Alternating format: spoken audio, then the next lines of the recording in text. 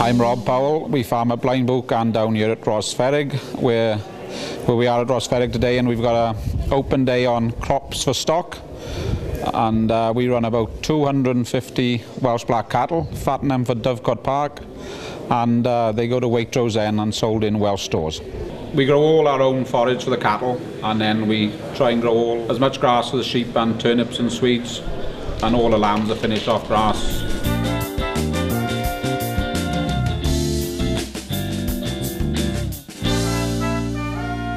Hello, I'm Sue Buckingham from IBA's Grassland Development Centre. I'm a knowledge transfer officer involved in taking the science out onto farms and working with farmers to help them put science into practice.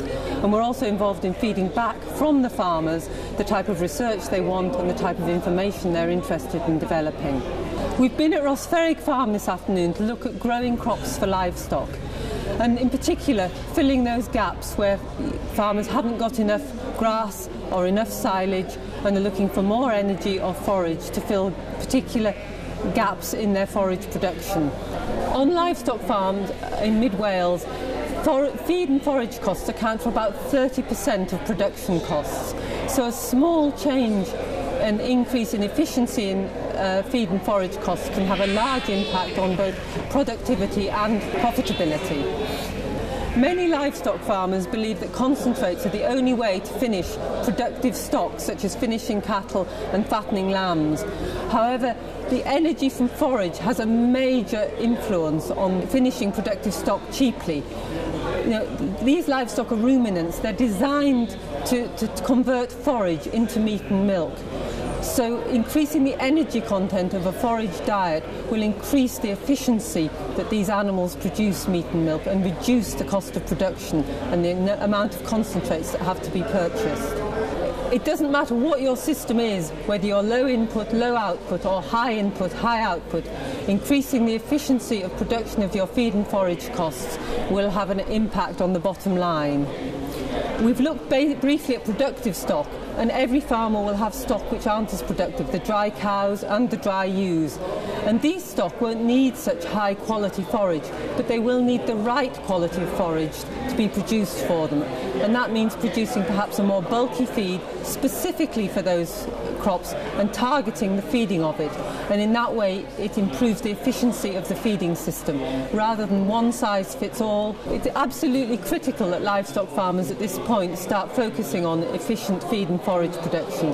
And the farm business costings from the University of Wales suggest that a 10% reduction in feed and forage costs could save about £3,000 to £3,500 on your average Welsh upland farm, which would increase farm income by 7 to 11%. Keeping the focus on costs, a 1 pence per kilogram dry matter increase in feed and forage costs for a year for a suckler cow is an extra expense of £60.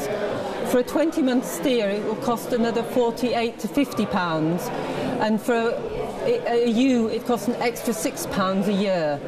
Individually that doesn't sound much, but if you times that up by the number of stock you have, you can see the impact of an increase of a penny per kilo dry matter on your feed costs. Grazed grass can provide 90% of the energy required for sheep enterprises and over 80% of the energy required for beef enterprises. So it's a particularly useful feed when it's used properly. If we think about grass, we also often in combination think about clover, and grass and clover is an even more effective feed. In part it's because when you feed two forages, livestock perform better when they're fed two forages. But also clover has very high quality protein. It remains more digestible through the season, and it improves livestock performance. So when you're looking at improving efficiency of feed and forage costs, it's worth looking at including both white and red clover in your seeds mixes. When we're using forage costs, it's also important to think about how much we are managing to use efficiently. It's very easy for us to say the cost of production of a certain crop, whether it be grazed grass or kale. However, the production cost is only the start. If you're not using that crop efficiently, the cost is going to rocket.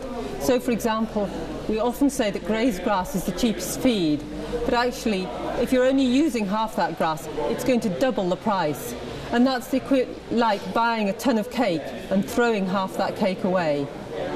So whatever crop you're growing, it's important that you use it efficiently. And there are lots of different ways to measure efficiency of use. And it's worth contacting Farming Connect if you'd like to discuss this further.